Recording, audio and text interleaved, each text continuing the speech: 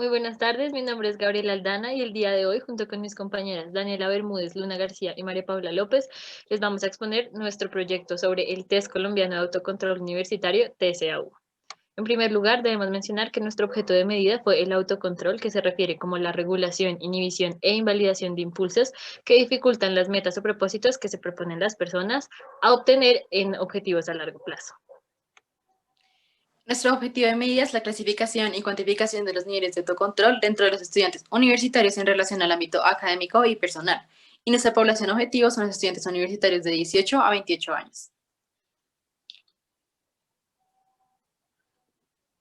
De acuerdo a la literatura, nosotros podemos dividir el autocontrol en dos ámbitos, el ámbito personal y el académico. En cuanto al ámbito personal, el autocontrol se refiere a los procesos de socialización del individuo que afecta en gran medida la inteligencia emocional y también participa en la interiorización de las normas necesarias para vivir en comunidad. En cuanto al ámbito académico, el autocontrol es una habilidad necesaria en los estudiantes universitarios para tener un buen rendimiento. Esto debido a que deben ser mucho más responsables de sus propias acciones en comparación de lo que eran en el colegio. Pues elegimos tres dimensiones, las cuales son cognitiva, emocional y comportamental. La dimensión cognitiva evalúa procesos cognitivos y sistemas involucrados en las funciones ejecutivas orientadas a la realización de metas. La dimensión emocional evalúa rangos de regulación emocional, los cuales afectan el control de pensamientos, acciones e impulsos. Y la dimensión comportamental se evalúan dos aspectos. El primero es sobre las actitudes y reacciones y el segundo está compuesto por cualquier situación que afecta el estado fisiológico del cuerpo.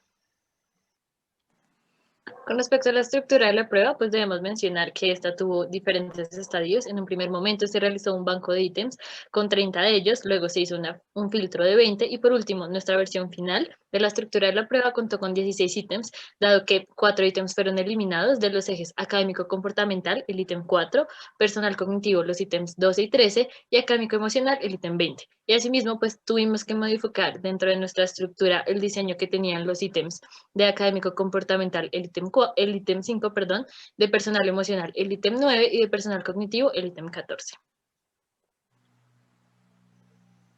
En cuanto a los participantes, pues la muestra estuvo compuesta por 102 universitarios, 68 mujeres y 34 hombres, los cuales correspondían al 66.7% y al 33.3% respectivamente. La edad media fue de 20.8 años y la desviación estándar estuvo de 2. La mayoría son estudiantes de la Universidad del Rosario, la Universidad Nacional o la Universidad de Caldas. Y pues bueno, como ya dije que la mayoría de estudiantes pertenecían a cuarto, quinto, sexto semestre y las carreras más frecuentes fueron psicología, economía e ingeniería civil. Ya con respecto al instrumento, como mencionamos, dentro de la estructura de la prueba debemos decir que de los 20 ítems iniciales quedamos con 16 ítems que se distribuyeron de la siguiente manera. Académico cognitivo fueron 3 ítems, académico comportamental fueron 2, personal emocional fueron 4, personal cognitivo fueron 2, personal comportamental 3 y por último académico emocional 2, para dar un total de un instrumento con 16 ítems. Para el proceso de construcción del test se estableció un marco general donde se determinó primero, digamos, el tipo de administración, el formato de aplicación, la población objetivo, entre otros. Tras la definición del atributo se realizó una revisión de literatura, pues que tuvo por consecuencia los ámbitos y dimensiones que evaluamos y cuántos ítems se harían en cada sección de la distribución. Después se propuso realizar un banco de 30 ítems y tras la realización de la validación por jueces se seleccionaron 20. Posteriormente se realizó y difundió el formulario creado a través de la plataforma Qualtrics.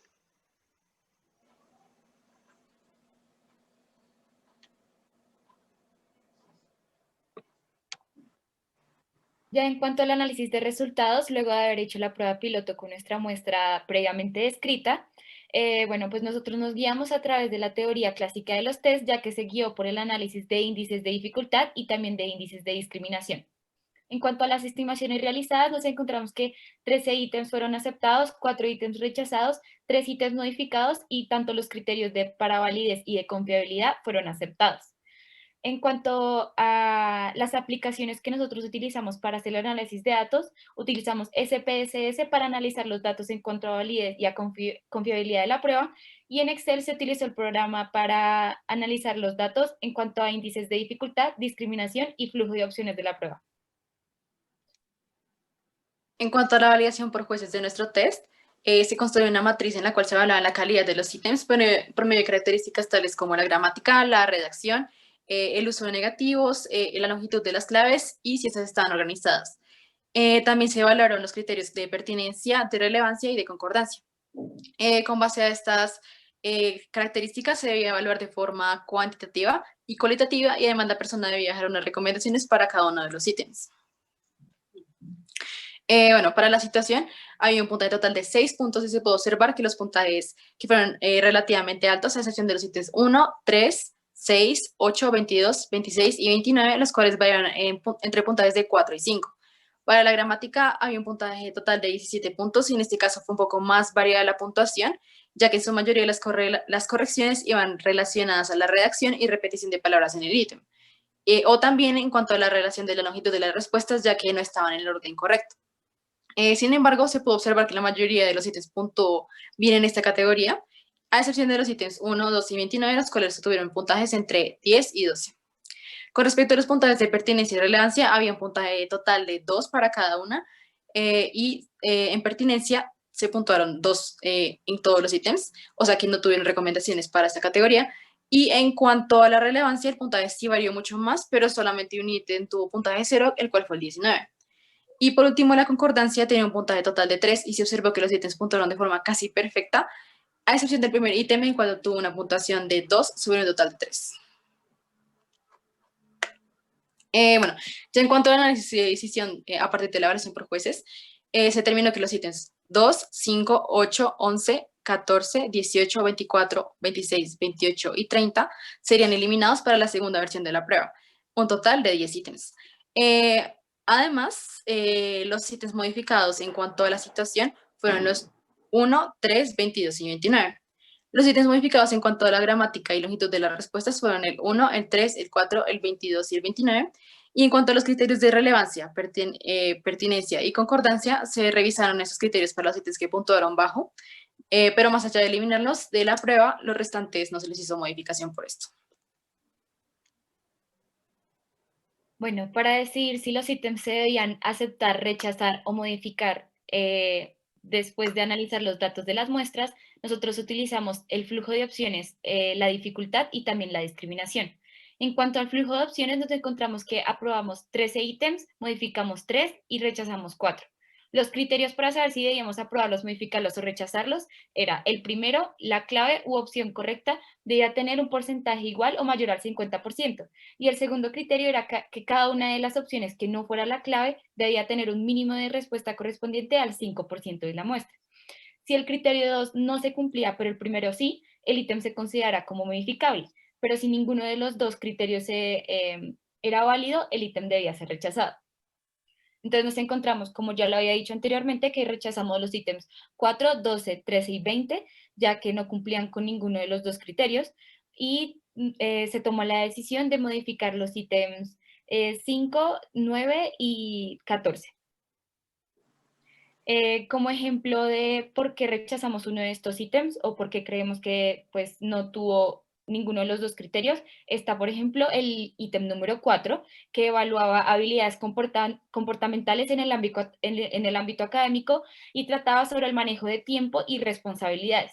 Este tuvo una respuesta del 28% para su clave, lo cual nos indica que muy pocas personas de nuestra muestra saben cómo manejar efectivamente su tiempo, y además también nos muestra que pues no priorizaban otras tareas cuando se supone que deben responder comportamentalmente a priorizar sus responsabilidades y no sus deseos, que eso demostraría un buen autocontrol, pero no lo hace. Otro ejemplo es el ítem número 12, que pues también fue rechazado, y evaluaba habilidades cognitivas en el ámbito personal, y la situación que evaluaba era en relación con el manejo de relaciones interpersonales en cuestiones de pareja.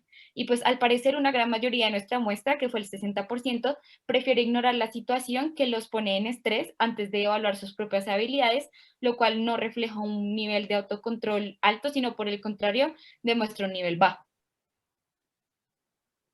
Bueno, otro de los criterios que habíamos mencionado anteriormente que habíamos tomado en cuenta para aceptar, rechazar o modificar los ítems fue la discriminación y la dificultad de estos. Entonces, pues los criterios para aceptar estos es que debían estar entre una dificultad entre 0.1 y 0.9 y en cuanto a la discriminación, este debía ser mayor o igual a 0.2. En realidad, las decisiones parciales de las finales no cambiaron mucho, de hecho, no cambiaron en lo absoluto y se siguieron manteniendo. Es decir, los ítems 4, 12, 13 y 20 fueron rechazados y los ítems 5, 9 y 14 fueron pues modificados.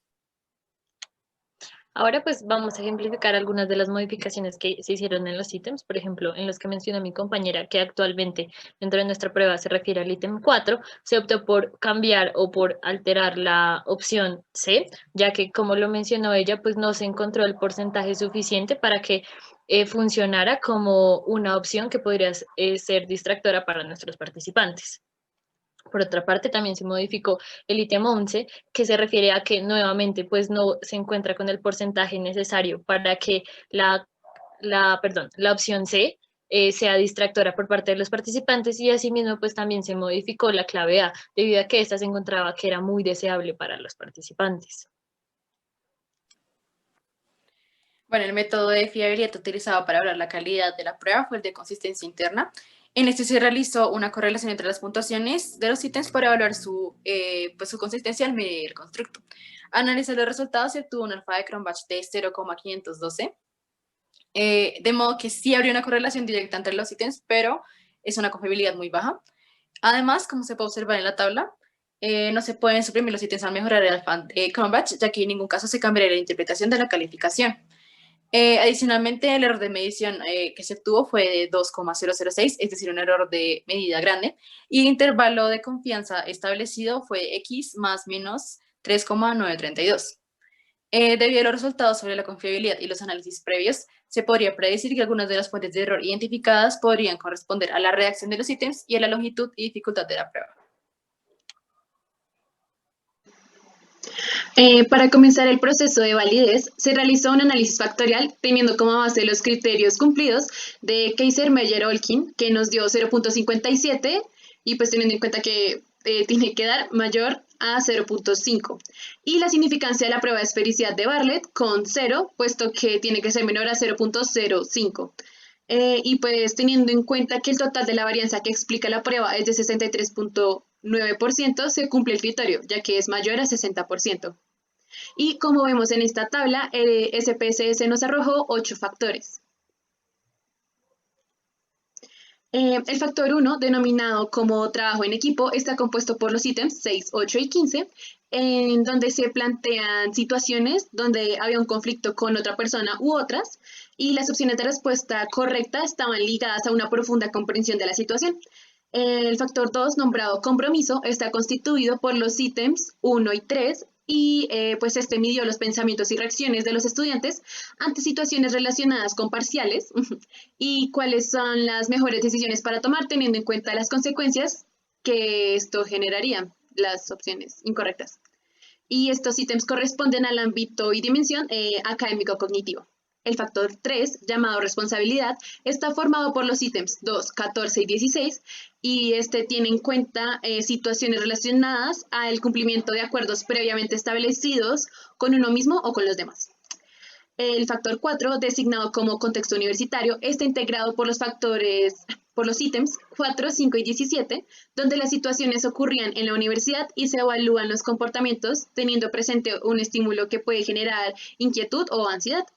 El factor 5, titulado empatía, está compuesto por los ítems 7 y 10, en el cual hay situaciones donde una persona cercana al participante o el participante mismo siente malestar y las opciones de respuesta corresponden a la búsqueda de alivio. Estos ítems pertenecen al ámbito y dimensión personal emocional. El factor 6, nombrado gestión de recursos, está constituido por los ítems 9 y 11. Y aquí se plantean situaciones para medir cómo los participantes administraban recursos, tipo el tiempo o el dinero. El factor 7, llamado control emocional, está conformado por los ítems 12, 18 y 20 y cuenta con situaciones donde se puede sentir ansiedad en el ámbito universitario específicamente, digamos, tanto con relaciones interpersonales como académicamente. Y por último, el factor 8, designado como gestión de relaciones interpersonales, está integrado por los ítems 13 y 19, donde las situaciones podrían terminar en discusión con otra persona. Y pues a partir de lo anterior, concluimos que los factores obtenidos no están estrechamente relacionados con la estructura de la prueba propuesta para la evaluación de este atributo. Ya por último, con respecto a las normas de interpretación o los resultados de medición, pues debemos mencionar que nosotros decidimos dividir nuestra muestra de 102 participantes entre 3 rangos percentiles, perdón, cada uno variando por 34. Sin embargo, pues el primer rango porcentual tuvo que llevarse hasta 41 debido a que no incluía el 34. De ahí que podemos mencionar que al dividirlos en 3 niveles, podemos decir que está el nivel bajo con un rango porcentual de 1 a 41, que para incluirse dentro de él debe contarse con un puntaje directo de 3 a 10 aciertos. Con respecto al nivel medio, podemos mencionar que el rango va de 42 a 68, con un puntaje directo de 11 a 12 aciertos. Y por último, con respecto al nivel alto, debemos mencionar que va de un rango de 69 a 100 y que para incluirse en este, pues se debe tener un puntaje directo de 13 a 16 aciertos. Y ya, con respecto a cómo nosotros evidenciamos estos niveles dentro de nuestra muestra evaluada, pues podemos mencionar que en el nivel bajo encontramos 42 participantes que reflejaban un bajo autocontrol con respecto a las dimensiones evaluadas, cognitivo, emocional y comportamental, en los diferentes ámbitos, sea académico o personal. Mientras que con respecto al nivel medio podemos mencionar que fue donde menos participantes se encontraron, que fueron 27, y de ahí podemos decir que se encontraba un autocontrol moderado, no obstante, pues se sugiere podría mejorar tanto en las dimensiones como en los ámbitos. Y por último, con respecto al nivel alto, podemos decir que encontramos 33 participantes en donde sí se demostraba un alto manejo de autocontrol con respecto a las dimensiones previamente mencionadas y con lo que sugiere la literatura. Ya por último, pues con respecto a las metacogniciones podemos decir que Se encontraron 4 preguntas. Entonces, en cuanto a la primera, de qué observaciones tiene frente al ejercicio de construir una prueba, nosotros opinamos que el proceso de construcción de una prueba es muy largo y exhaustivo, y además nos dimos cuenta que cada uno de los pasos realizados son esenciales para hacer un test de altos estándares de calidad. Em, También nos dimos cuenta que todos los conceptos de clase quedaron sumamente claros con este ejercicio, y fue una forma interesante de bueno, de aplicar aquello que vimos en clase, aquella teoría en cuanto a la teoría psicométrica. Y además fue enriquecedor aprender y usar los programas de Excel y SPSS, pues con este fin. Además, estamos muy seguros de que esos conocimientos nos ayudarán al futuro para identificar las pruebas más convenientes, incluso nos van a ayudar a construir un test real. En cuanto a los aprendizajes que nos dejó el proceso de diseño, construcción, aplicación y análisis de la prueba, pues como mencionaba mi compañera anteriormente, nos encontramos con que en realidad hacer una prueba desde cero es un proceso exhaustivo y bastante largo, que en realidad en el tiempo que nosotros tuvimos fue bastante sorprendente lograr hacer pues medianamente una prueba, pero en realidad para tener que hacerse una prueba que sea totalmente confiable y totalmente estable, se necesita de mucho más tiempo y de mucha más dedicación. Además de eso, en cuanto a la aplicación, nos encontramos que muy poca gente es cooperativa para pues, realizar este tipo de ejercicios pues, de una buena manera. Y también en cuanto al análisis de la prueba, pues nos encontramos con que pues es muy difícil acertarle a toda la construcción de ítems y que todos estos tengan una buena validez, una buena confiabilidad. Entonces, pues por eso se mencionaba mucho lo del tiempo y lo de la dedicación. bueno, con respecto a qué elementos tendremos en cuenta de lo que aprendimos en nuestra vida profesional, pues debemos mencionar que primero hay que revisar el manual para cualquier prueba que nosotros deseemos aplicar, porque si bien como lo repetimos y lo mencionamos varias veces en la clase, pues las decisiones que se tomen a partir de estos test pueden influir e incluso cambiar el rumbo por completo de las personas o los clientes a quienes nosotros atendemos. De allí que pues va a ser relevante para nosotros tener en cuenta todo este manual de construcción que como si bien decían mis compañeros, pues requiere de mucho tiempo y esfuerzo. Y también pues creemos que vamos a tener ahora muchísimo más en cuenta la adaptabilidad que deben tener los test, es decir, que no podemos simplemente replicar test que traemos de otras partes del mundo, sino siempre tener en cuenta pues nuestra muestra y también pues nuestro contexto como país. Y por último, con respecto a las sugerencias que le daríamos a los compañeros de próximos semestres, se recomienda primero escoger un buen grupo de trabajo con quienes tengas una muy buena comunicación. Segundo, seguir el cronograma al pie de la letra para que no colgarse con los tiempos. Y tercero, verificar los análisis entre los miembros del grupo para corroborar todos los resultados. Y bueno, eso sería todo por nuestra exposición. Muchas gracias.